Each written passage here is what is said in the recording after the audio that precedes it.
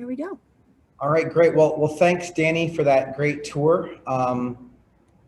Just wanted to thank Industrious and Jamie for joining us today to talk about agile office space and Industrious as well, and agile office space in markets like New Jersey, which are suburban markets, sort of the hub and spoke, how flexible office space can support corporate end users with a hub and spoke strategy, and how workers can take advantage of these types of flexible office options nearer to their homes during these times. But before we get started, I just want to thank all of our sponsors for CoreNet Global in New Jersey. And then there is a nice floor plan that folks can look at. Danny covered about half the space today, give you a good snapshot of what it's like for a member here at Industrious. And I'm pleased now to introduce Jamie Hodari, the CEO and co-founder of Industrious, who's going to talk to us about Industrious and how it impacts end users, and the vision of Industrious, and how it can support end users with hub and spoke strategies and in general. So Jamie, thanks very much, and please take it away. Thank you. By the way, I just very cool glass. Oh, well, that's so. My wife and I just moved last weekend, and none of our stuff has arrived other than our like old timey fancy stuff. So I know that this is like the Great Gatsby morning coffee thing. But it's not my normal vibe. Anyway, well, thanks for taking the time, and I will walk quickly through some stuff that I think should be interesting, and can mostly answer questions. So let me share the screen. So, all right. So you can see okay? Yep. Okay. Voila. There we go. So let me start with just the very zoomed out context of just the moment right now for Industrious, but I suspect this is true for the broader flex industry, and then can talk a bit about Industrious specifically. But, and I say this not to be braggy or chest thumping, but simply to say this is the context right now for our industry, which is that during COVID, it was a, painful time to be a workplace operator. People weren't really going to work. Then in March, we finally were kind of at our normal pre-COVID sales numbers. Then in April, it was 2x that. Then in May, it was 3x that. And we kind of thought that was as high as it could go. We were in 54 cities.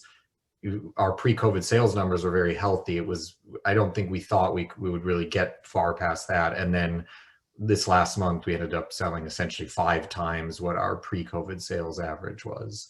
And everything we're going to talk about hub and spoke and the way people are returning to the office and the solutions they want, I think, comes within this context. Now, whether this is something that's durable and this is the new normal for Industrious, and for the rest of time, we'd be selling 5 times the number of seats that we would have pre-COVID, I don't know. I mean, that would be incredible for our business, but I suspect this might be an extraordinary moment this summer and fall as people return, and then it might return to earth a bit. But anyway, that's kind of the current context, and let me talk a little bit about Industrious within that, and then can answer any questions. So, there are a lot of different ways to attack what this industry is, and I think, for occupiers, for brokers, for everyone, in certain ways, some people call it flex, some people call it agile, some people call it workplace as a service. There isn't even a generally accepted word for what to call our rather young industry.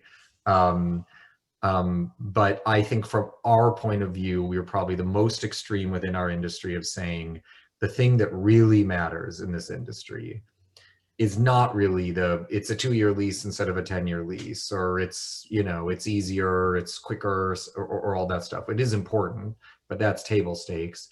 It's that you're allowing a company to buy their employees' workplace experience as a product. And that's a big responsibility. That's a very high bar.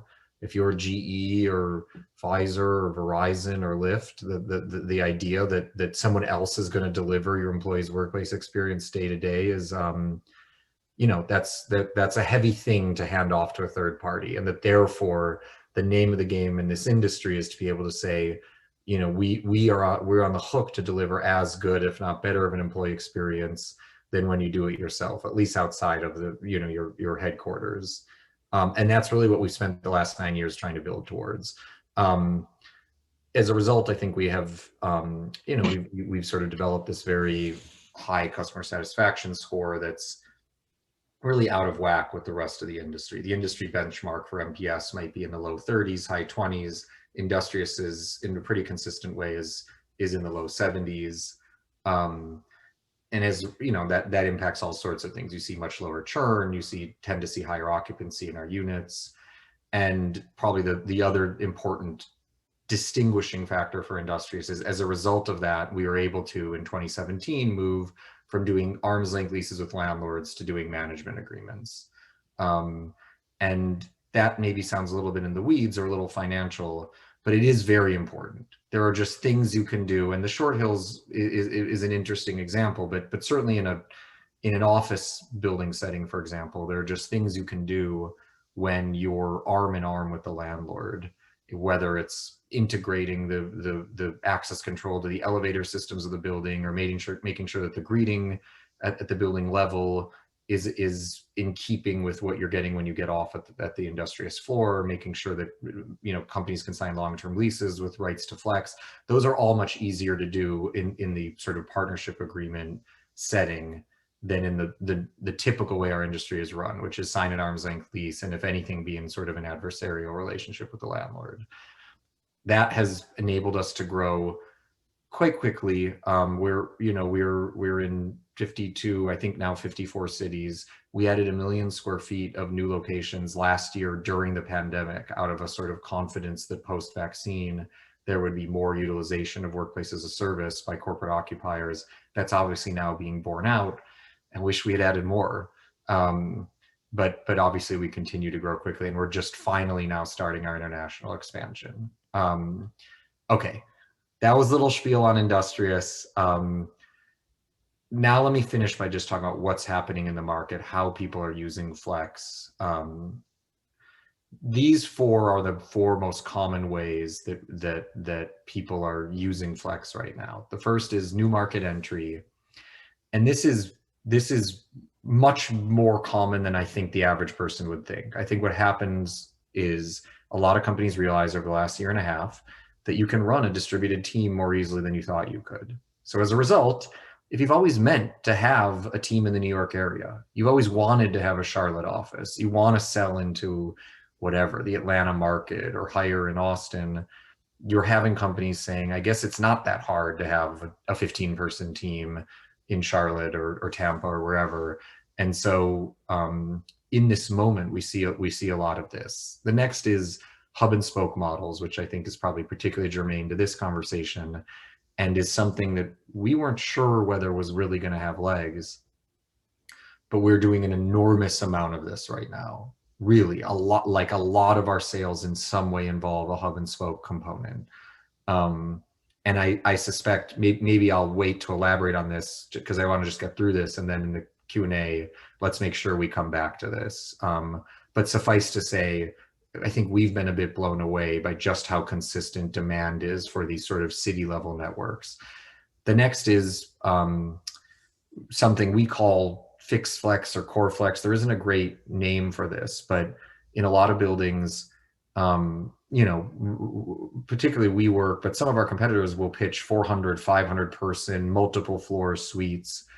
And our sense is that for corporate occupiers past 100, 120 people, you're really not going to get a great long-term outcome in a flex setting like that. What you want to do is sign a longer-term lease for the absolute minimum amount you would like. You know, if you have 500 employees in Dallas, you know at the very least you're going to have 300. So you sign a lease for 300 with a flex arrangement for the next 200, and you can sort of, you know, right to grow or shrink from that.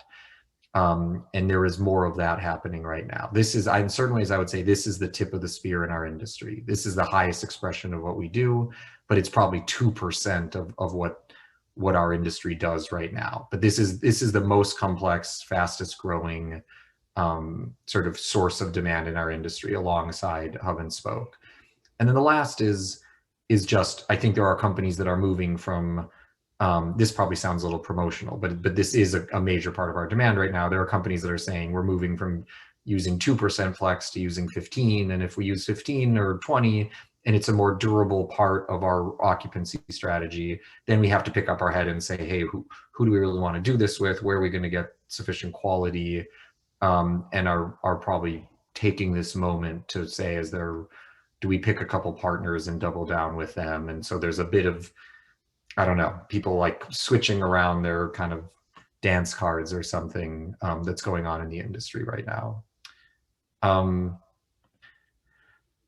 Let me finish by saying there's kind of two ways. The simplest thing is you take an office in an Industrious, it's a 20-person office, it's a 10-person office, a 50-person office, that's your office, full stop. The two ways in which things get more complex are essentially, both of them involve moving around. The first is moving up and down throughout a building. So in a lot of our locations, we manage the amenities of the building, the events and conferencing. You have smaller offices, you have larger canvas suites, and then you have the long-term leasing portion of the building. And when you really do it right, and really, I think this is something people talk as if it's been happening for a long time, but it doesn't. I mean, all of you know that in most buildings, you have to have a really good digital solution for this. It has to feel very seamless. But just now we're starting to have the first set of buildings where I would argue people really do move up and down throughout the stack of the building in a very seamless way. And that unlocks a lot. It does, it makes it much easier to grow and shrink. It makes it much easier to, if you're in the long-term leasing portion of the building, to build out your space in a slightly more dense way, because you have access to lots of meeting rooms downstairs or things like that. But again, I just want to be clear, I think this is really in the last 2 years started to happen in earnest, but it's starting to happen in a very real way. And if people want, I can elaborate on that. And then the other is moving horizontally across the network, which is the hub and spoke model. And the only thing I wanted to say on the hub and spoke front, and then let's just open up to Q&A, is people pay for hub and spoke a little bit differently than they pay for other products we do, because there's a lot of variability in a hub and spoke model in terms of how many people are going to come in a given day. With people who are doing hub and spoke models, we see more demand for what we call access memberships, which is where, let's say you have 40 people in New Jersey, and you don't know if 20 are going to show up on a certain day, or if 4 are going to show up on a certain day. And the last thing you want to do is pay for a 20-person office and have it sit empty for a lot of the week. People say, okay, I'm going to pay for 5 people to come 3 days a week. And then they sign up on the app the days they're coming. You assign them, the office size that fits the team size that arrived that day. And then if at the end of the month you went over what you had subscribed for, then there's some overages, and it works like Amazon Web Services or your cell phone bill, or a lot of different utilization based sort of subscriptions. But again, this is we're getting into some stuff that's very different from the way people have traditionally occupied real estate. So between occupying across the network plus, I think I'm glad we're doing sessions like this, because it is more complicated, it is different. It's important to know about, because I think it's rising, and it's something that can really unlock great employee outcomes at a more reasonable price or in a more nimble way. But it is more complicated than I'm renting a 40-person office full time, signing a 5-year lease. Let's talk again in 2026. So with that, is there anything I can elaborate on here? The hub and spoke stuff, the access memberships, why sales are through the roof, anything that could be helpful? I actually have a question on the growth that you guys have. So You mentioned that you have surpassed the estimated growth that you thought you'd be having by now. What's in the works in response to that? What's going to be the future of this? So are you guys, do you have any plans for expansion in the area, in the Northeast area? I'm sure you do, but what is it? Yeah. So we're trying to grow very quickly. You know, what wasn't on that chart is this is national, and you know, but it's not evenly distributed. So there are cities like San Francisco that are dragging a bit. There's cities like Bellevue or Austin where the space is filled up overnight. But I think an important piece of context is the New York area is at the absolute upper end of that list. You know, if we're in 54 cities, New York is in the top 5, and it's the #1 mid-size or large city by far. So we sold almost 20% of all the seats in our New York network in June. I think it was like 17%. Which is good and bad. I mean, it means you really have to add supply quickly. And so we're trying to add supply all over New York, because I think some people assume that all the action is in New Jersey or Brooklyn or places like that. But in fact, a lot of the spaces that filled up overnight are in Midtown. People are stitching together these New York area networks that include the financial district or Midtown or Midtown South or stuff like that. But I would say we are trying to grow everywhere in New York, but most notably, I think in New Jersey.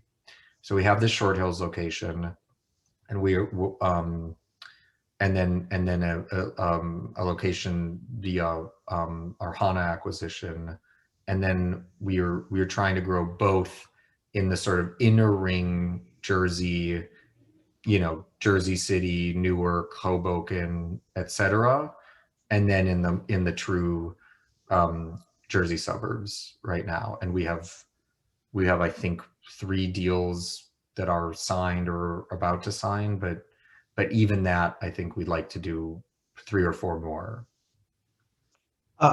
Speaking of HANA, can you talk a little bit about that partnership, how it affected Industrious, both from a portfolio perspective and operational perspective as well?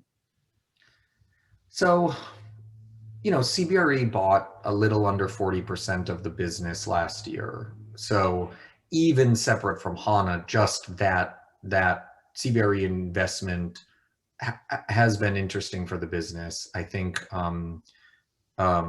for us, a lot of the things we're describing right now are pretty complicated. You know, the hub and spoke, a long-term lease with a right to flex and a service agreement across both. You really do need brokers, I think, for a lot of that. And historically for us, you know, 94 or 93% of all our revenue has actually not gone via brokerages. It's been direct. But for things this complicated, you want a broker, you want an advisor. So we're trying to learn how to work much more seamlessly, how to kind of, you know, integrate with the various real estate services firms. And obviously being close with CBRE now has been very helpful for that. Not at the exclusion of JLL or Cushman or Colliers or anyone else, but just an ability to understand a little bit more how the plumbing works and all of that. CBRE had a somewhat large brand of their own called HANA. As part of that transaction, we took over HANA, but we've kept the brand name because it's slightly different than Industrious, and I think it's a great product. So it's called HANA by Industrious, or, you know, I'm sure not the first time you've seen one of these kind of co-branding situations, and it's going really well.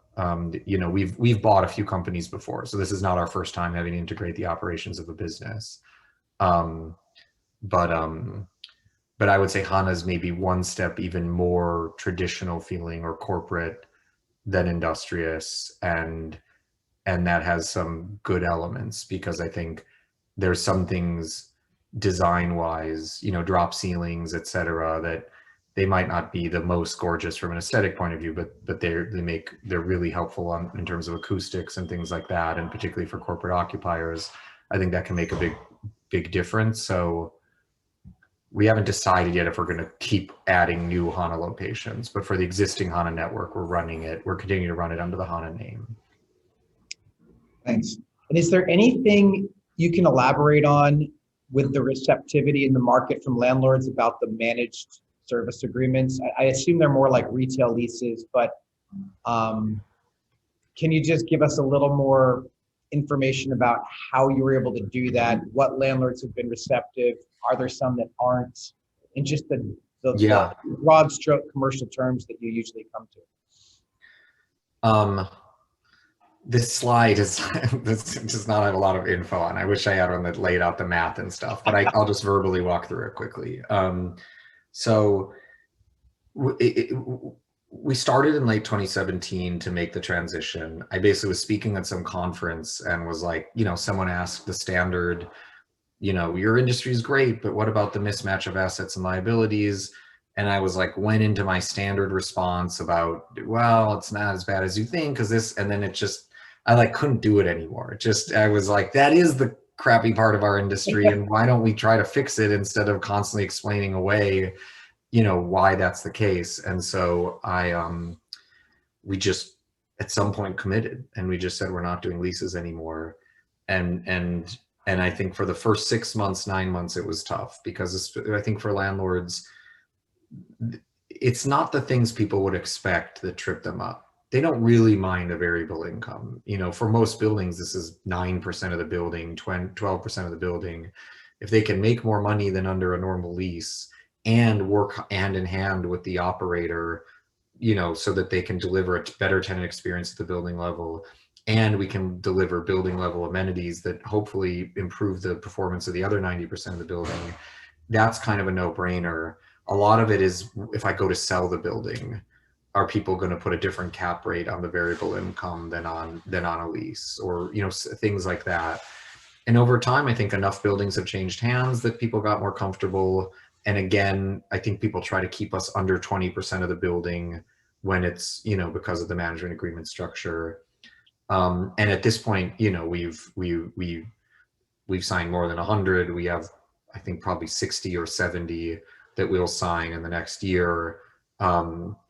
I don't find it any easier or harder than getting a lease done, really, at this point. It's just, you do have to be, it's a more sophisticated business development operation.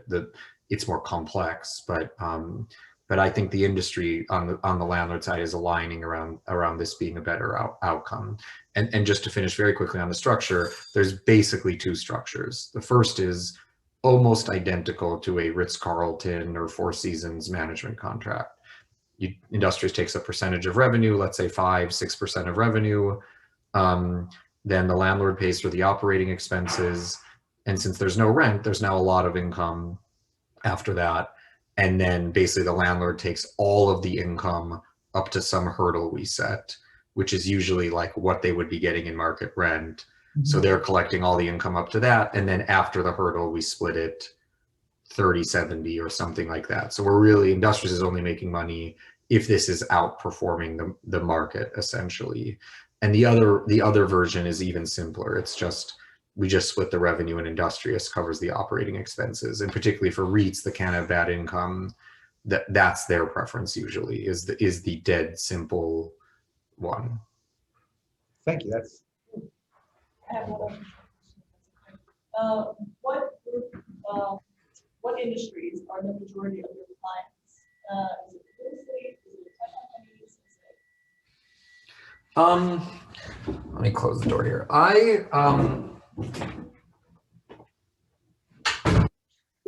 It's very spread out. I would say the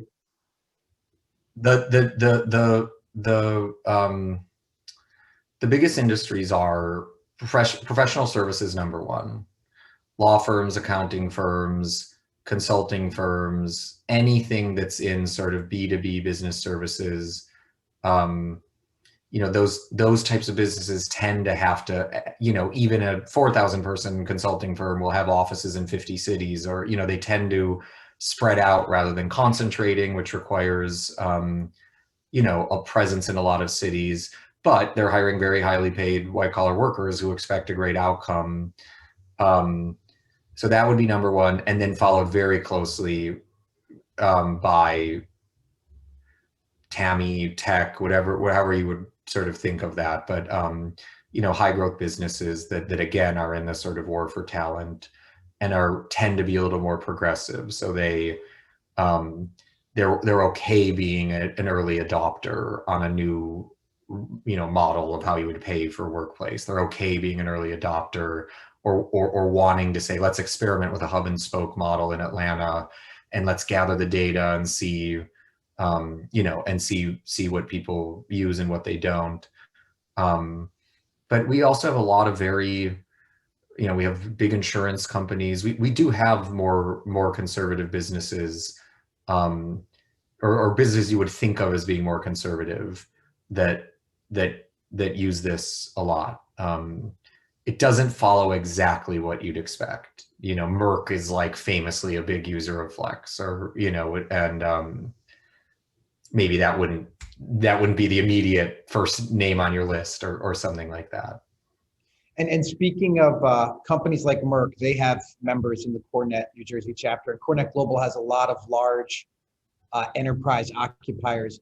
What is your strategy or approach to serving those types of occupiers, like the Mercs? I saw Cisco as a logo up Yeah. your slides. Like, do you have an enterprise sort of sales and account management group that's doing sort of large national or global contracts with them, or how do you sort of cater or you know, serve their needs? If you've worked with Industrious in the last few years, this would be, you know, the business, there are certain things that have changed in the last few years and are changing as we continue to grow. And this would be probably the most notable one, that historically our units ran at such high occupancy that we really wanted to build out a really formidable enterprise sales and, you know, kind of customer success function. But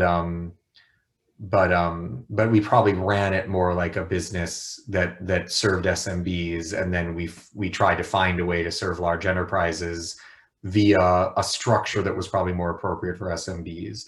So now we have, I think, something that looks more the way you'd expect. We do have an enterprise sales function.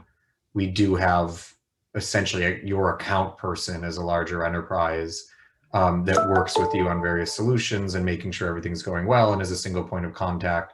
And part of that is because in the last few years, there has been a big growth in customers saying, I'm really liking it. Let's contract together in 7 cities. But then you need an MSA that then it does start to get more complex. But that's the structure at this point. Hi, Jamie. It's good to you. How are you? Hi.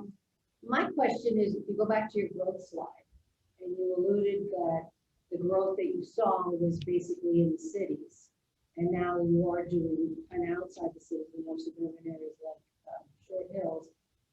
How is your growth strategy being driven by this whole new way of working, especially the enterprises are evolving as to what they're doing? Some are giving up their spaces. Some have never played with Flex, and now maybe they realize their employees don't want to commute into Manhattan, but they'd rather sit in the Short area, you know, and all those suburban areas around major cities across the country. Yeah, I would say it's a good question. I would say the biggest change in our growth strategy is we used to really think of our business as it was a network. I just said there are certainly customers that fall in love with Industrious and they want to work together in 7 cities, but mostly our units operated as little islands on their own. That is there a lot of demand for workplace in Williamsburg? Okay, let's create a Williamsburg location. Is there demand in Soho? Let's create a Soho location.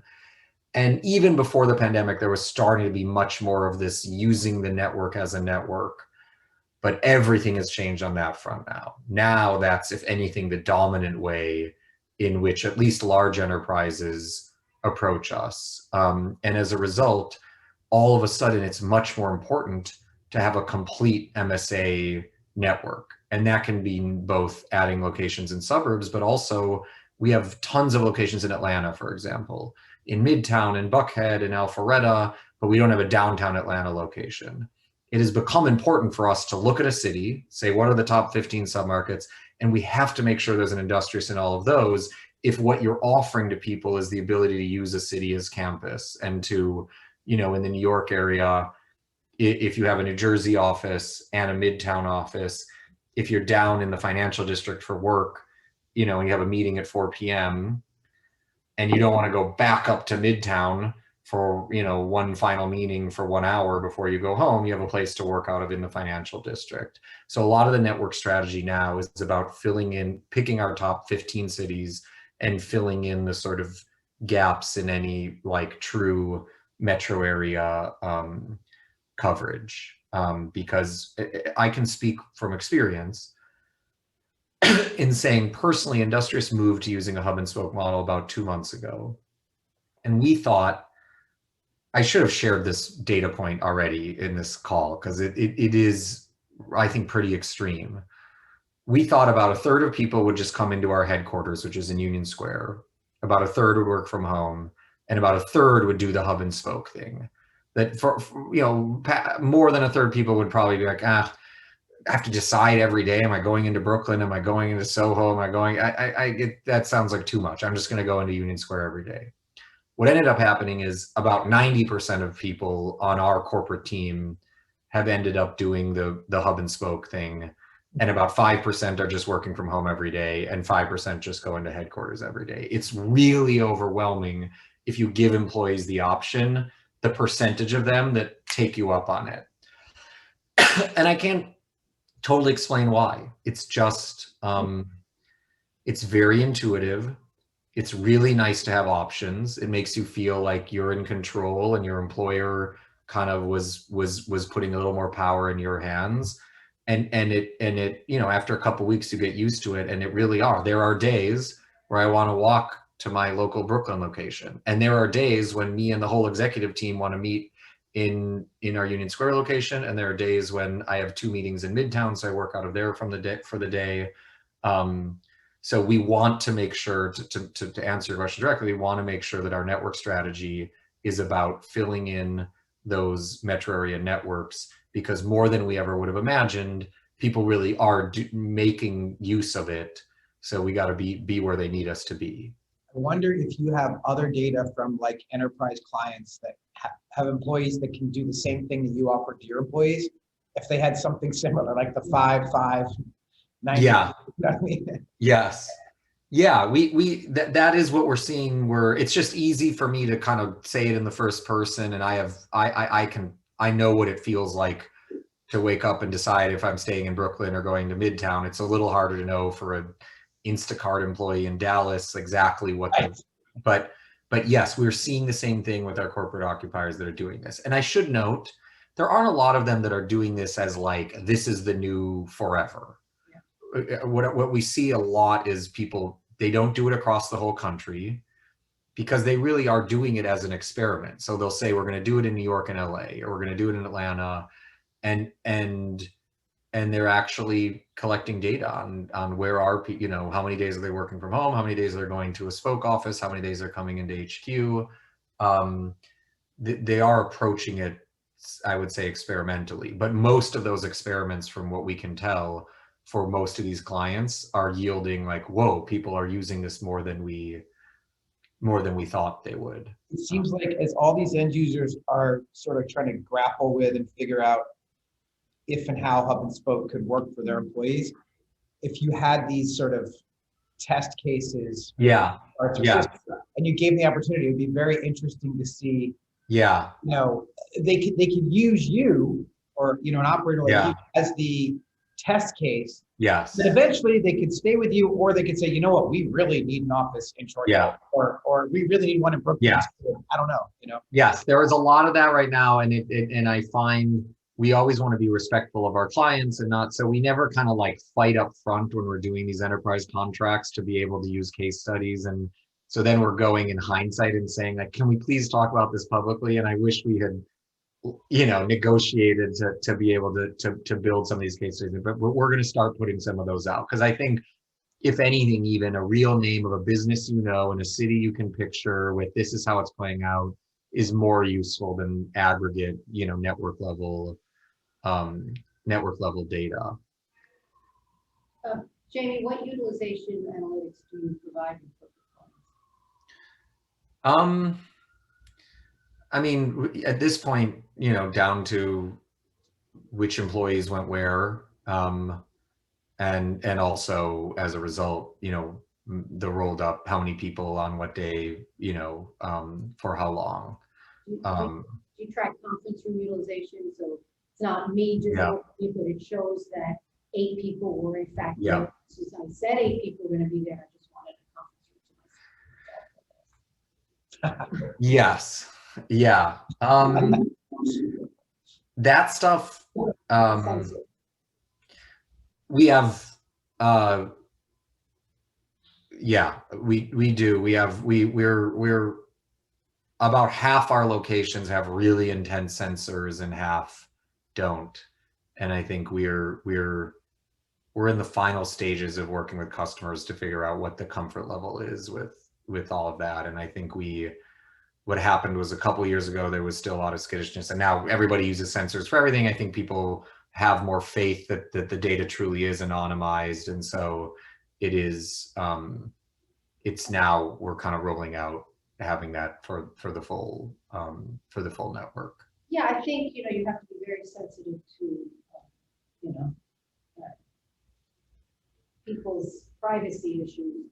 But I think if you just say, yes, this conference room was booked by X. Yes. But 8 people were there, and it doesn't have to be 8. Johnny, Sally, Susie. Yeah, Yes, exactly. It Yeah. just knows that, the person Yeah. using it and renting this conference. Yeah. So there's still an Yeah. And I think to that point, it's a fine line. there is going to be a lot more variability in utilization. And that's part of why people, I think, like our industry is there are going to be days when I think 60% of employees are in, and there's going to be days when 15% are. And it, just because of that greater variability, it puts more pressure on having visibility into how is this really working. I can't just bank on the fact that it'll always be 60% utilized. And I think you can do more with that information when you're starting to put some of these more I don't know, nimble or agile occupancy strategies in place. Right, and I think it's also, it's not negative, well, only 15% showed up, let's take seats away. It's more, how do we, why aren't they going in? Maybe the experience isn't good on a certain day of the week. Yes. It's too difficult to get parking or something like that. Yes. Mix So of just- space isn't matching Right. what the need is for that locale of those people. And it could be we need to be in the north side of Atlanta versus the south side of Atlanta. Yes. This side would be much more. Yes. Yes. I think that's exactly right. I kind of want to ask, so there's so much data that you get from a variety of companies. And I wonder, are you guys planning on providing a workplace study of, what the employees' reaction, what those who attend, what percentage attend, any kind of public study that you're going to be offering as a material? We're, so that is true. We've delivered 15 million days at work. There is an extraordinary amount of data. And historically, we've used that to refine our product. I mean, we've mostly over the years collected data to say, what do people use? What don't they use? How far are they willing to travel for an unscheduled phone call? How far are they willing to? And it's like, I don't want to, that's a little selfish or something. Like, I think we should be trying to do a better job of sharing that data with the world and trying to be helpful to our clients and more broadly. So I think we'll do some joint stuff with CBRE where they do the more traditional real estate side of the data and we do the sort of flex or workplace as service side. And then, yeah, I think we're going to start also doing more just directly as Industrious. Though I will say, right now I feel like maybe that there's just so much noise with data. I find when we put out qualitative reports, like, you know, here's what it feels like to work in a hub and spoke setting. It kind of feels like moving from high school to college because now you have to pick which class to go to and whatever. Those tend to actually get more downloads and more engagement than the really quantitatively driven stuff. Okay. Are we, I think we're at the end. We've gone Okay. over time. Thank you very much. Thank you so much. Thanks for coming and touring too. Thanks for setting this up. Yeah, this was excellent. Thanks a lot. Appreciate it very much. Bye. Thanks, Jamie. Bye. All right, we'll log off here. And we can.